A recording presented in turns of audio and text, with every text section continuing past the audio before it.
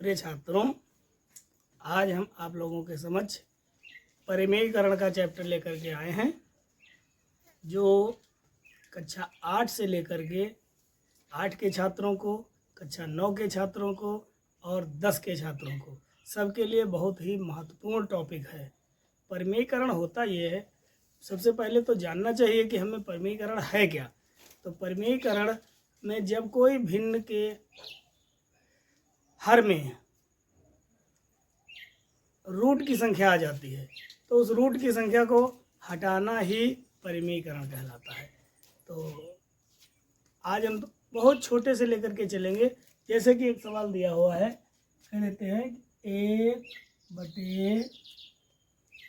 1/√3 plus √2 का परिमेयीकरण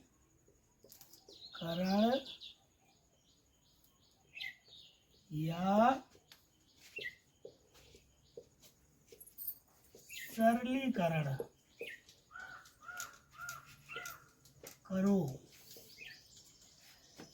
तो इस दर्जे को सीधे से सबसे पहले हम यहाँ लिख देते हैं हल। अब यहाँ लिखेंगे 1/√3 प्लस √2। अब यहाँ पर सबसे पहली बात तो ये है कि हमें देखना ये होता है कि हर की जो संख्याएं हैं वो ऋणात्मक है या धनात्मक है, अर्थात बीच का जो इसका साइन होता है, जो इसका चिन्ह होता है, वो माइनस है या प्लस है। तो अगर यहाँ पर माइनस है तो हम प्लस से गुणा करेंगे, और अगर प्लस है तो माइनस से गुणा करेंगे। तो हम दोनों ऊपर और नीचे दोनों तरफ √3 - 2 रूट का √3 - √2 से गुणा करेंगे।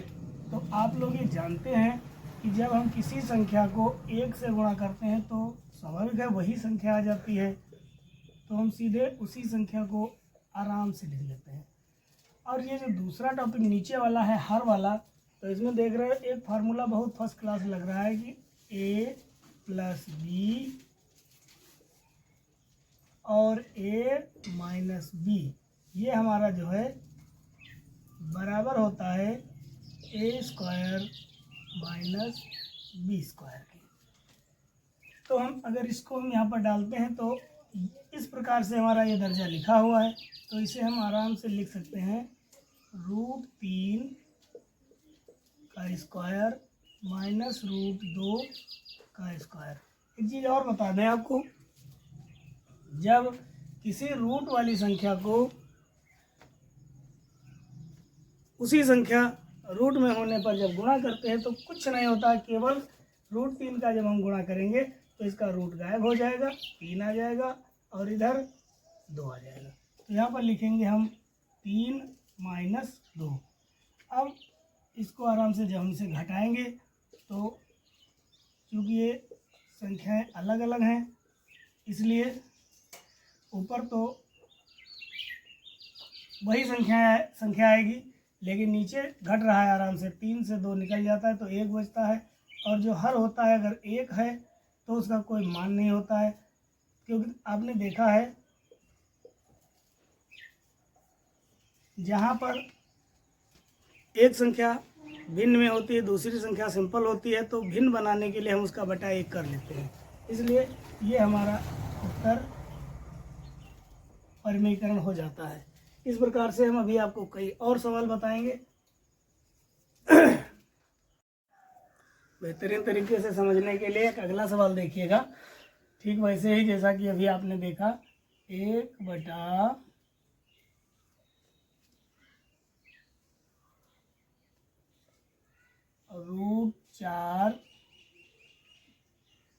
-√3, इस बार बीच में माइनस दिया हुआ है। तो जब हम इसको हल करेंगे, इसका कहता है परिमेयीकरण करो, परिमेयीकरण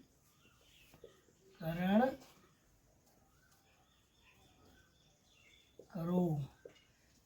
तो भैया यहाँ पर देखते हैं कि जब इसे हम हल करेंगे तो 1/√4 माइनस √3, तो वही सेम क्रिया फिर करनी है।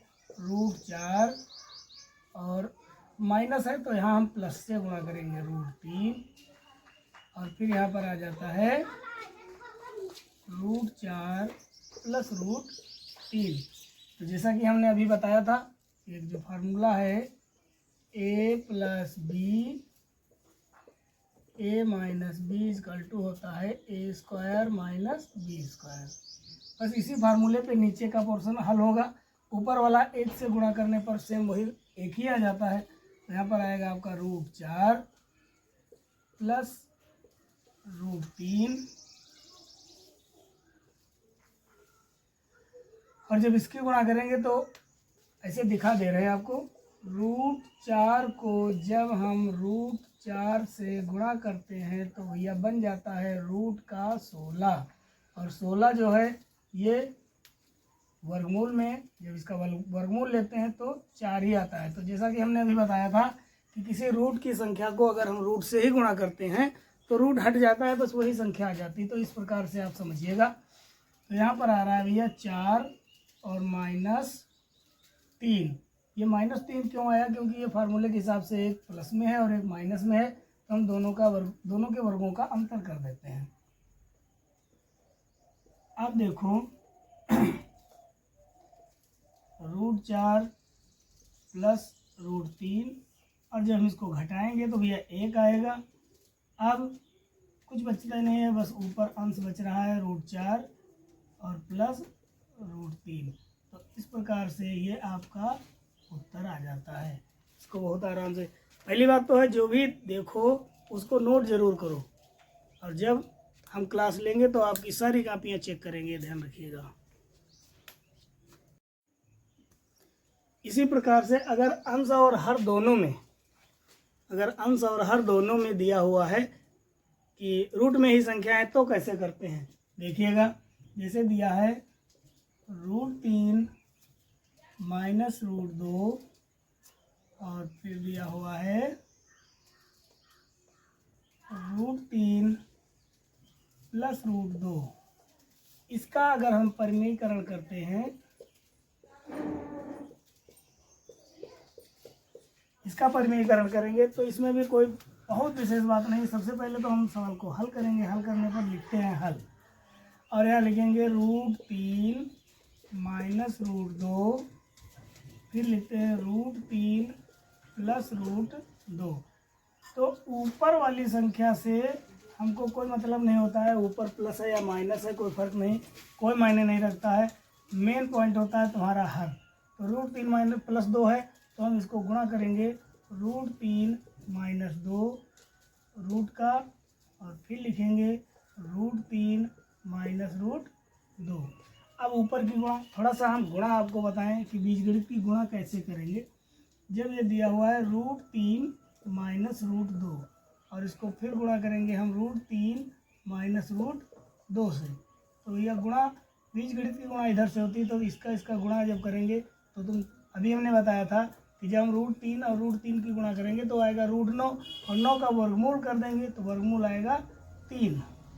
तो यहाँ पर 3 आ जाता है। फिर इसकी गुणा करेंगे तो प्लस माइनस माइनस होगा। पहली बात, जहाँ कुछ नहीं होता है वहाँ पर होता है प्लस, और प्लस को जब हम माइनस से गुणा करेंगे तो यहाँ माइनस आ जाएगा, और √3 को √2 से जब गुणा करेंगे तो हमारा रूट गायब नहीं होगा, जबकि रूट के अंदर वाली संख्याएं जो हैं उनकी आपस में गुणा हो जाती है। तो रूट का यहाँ पर आ जाएगा 3 दूनी 6, और पुनः फिर इस दूसरी संख्या से -2 को -3 से गुणा करेंगे तो फिर माइनस का रूट 3 दूनी 6, और फिर माइनस को माइनस से गुणा करने पर प्लस आएगा, और 2 को √2 से गुणा करेंगे जब तो आएगा रूट का ऐसे 4, और 4 का वर्गमूल करेंगे तो आ जाएगा 2।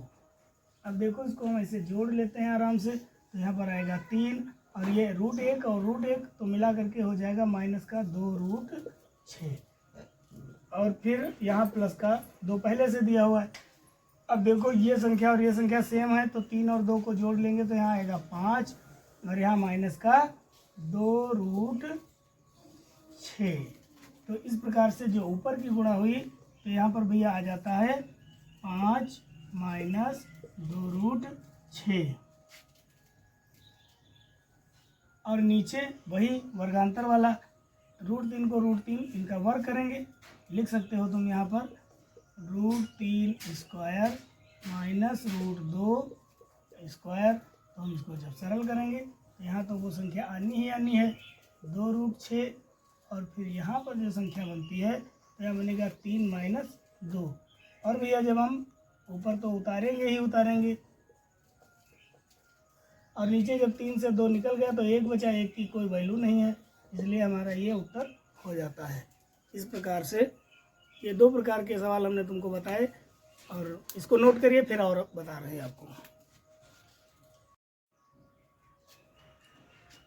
जैसा कि अभी देखा 2 प्रकार से सवालों को तुमको समझाया गया और एक दर्जा और दे रहे हैं। जैसे दे देते हैं कि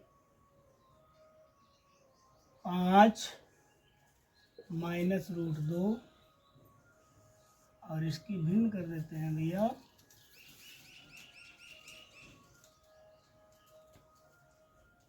4 माइनस √2। इसका परिमीकरण करें तो इसका परिमीकरण डायरेक्ट लिख दे रहे हैं या लिख दीजिएगा, चलो अच्छा, परिमीकरण।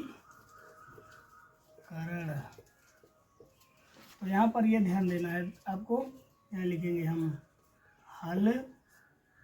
अब यहाँ आ जाता है 5 माइनस √2 और यहाँ पर है आपका 4 माइनस √2।